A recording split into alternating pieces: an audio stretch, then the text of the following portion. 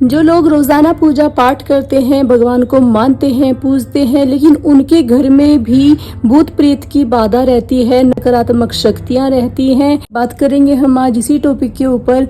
बने रहना, वीडियो में पूरा सुनना ताकि सारी बातें आपको अच्छे से समझ में आए।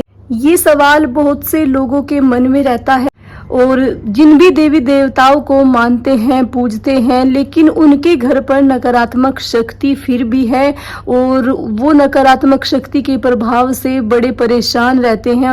तो जो लोग ये सोचते हैं कि हम तो डेली भगवान की पूजा करते हैं, मंदिर भी जाते हैं, पूजा पाठ से जुड़े हुए सारे कार्य अगर आप करते हैं और फिर भी आपके घर पर नकारात्मक शक्ति है, तो उसका कारण ये हो सकता है कि जिस तरीके से आप अपने इष्ट देव की पूजा करते हैं, जिन भी देवता को आप मानते हैं, उनकी अच्छे से आप पूजा नहीं कर रहे हैं, आप नियम से उनको पूज नहीं रहे हैं, यानी कि जिस तरीके से उनकी पूजा होनी चाहिए, उनकी आराधना होनी चाहिए, उस तरीके से आप नहीं कर पा रहे हैं। एक तो कारण हो सकता है ये।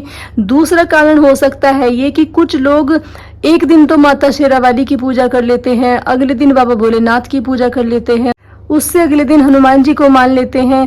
तो अपने जो इष्ट देवता हैं वो बदलते रहते हैं। कभी भी एक देवी देवता की वो पूजा नहीं करते हैं, वो आए दिन अपने भगवान बदलते रहते हैं, जो कि पूरी तरीके से गलत है। देखिए, जब तक आप एक देवता की पूजा आराधना सच्चे मन से, सच्चे भाव से, सच्ची लगन से नहीं करते हैं, तो कोई भी देवता आपसे प्रसन्न नहीं होते हैं।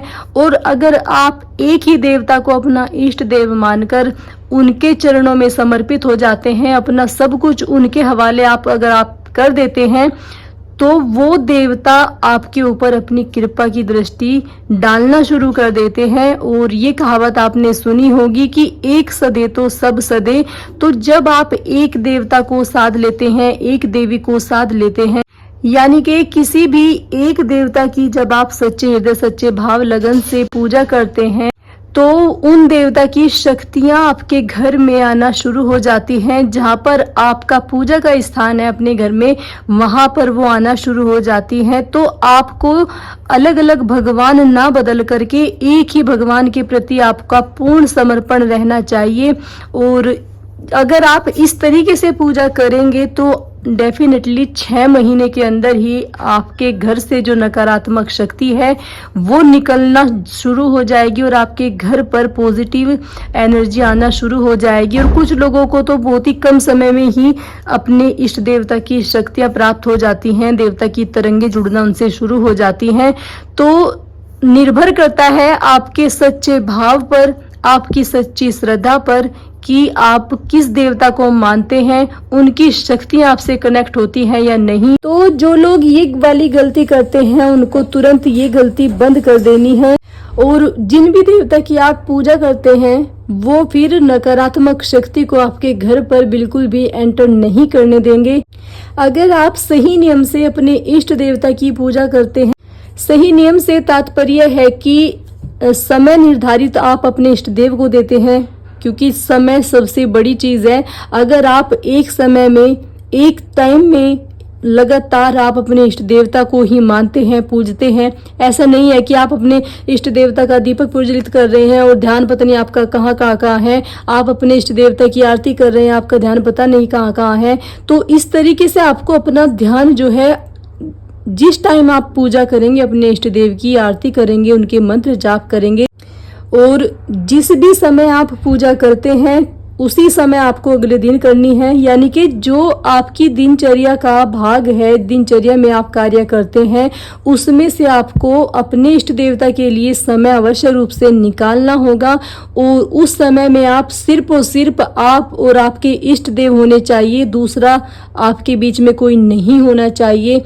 तो जो भी आप पूजा पाठ करते हैं, अपने इष्ट देव का मंत्र जाप करते हैं, दीपक जलाते हैं, धूप लगाते हैं, भोग देते हैं, वो सब आप संकल्प लेकर के करेंगे। अगर आप चालीसा करते हैं, आरती करते हैं अपने इष्ट देव की, तो वो भी आप संकल्प लेकर के ही करेंगे।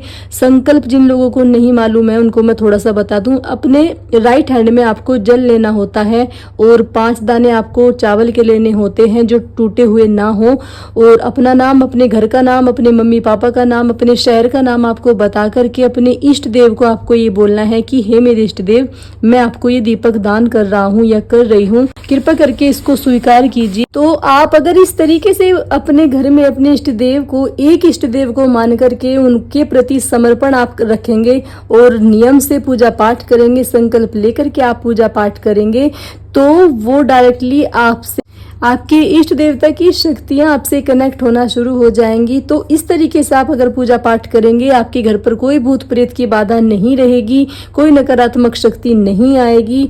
और अगर आपके ऊपर किसी ने कोई तंत्र क्रिया करवाई है तो वो भी धीरे धीरे कटती रहेगी इस तरीके से पूजा पाठ करने पर। तो मुझे आशा है वीडियो आपको पसंद आई होगी। अगर पसंद आई है प्लीज़ वीडियो को एक लाइक करें, कमेंट में ओम नमः शिवाय लिखें। अगर पहली बार चैनल पर हैं तो प्लीज़ चैनल को सब्सक्राइब करके घंटी के निशान को ज़रूर दबाएं, ताकि जो भी मैं वीडियो डालूँ उसका नोटिफिकेशन सबसे पहले आपको जाए और आप वीडियो का लाभ उठा पाएँ। कल फिर मिलूंगी आपको एक और नई वीडियो में नई जानकारी के साथ। तब तक आप सभी को जय माता दी, जय माता दी, हर हर महादेव।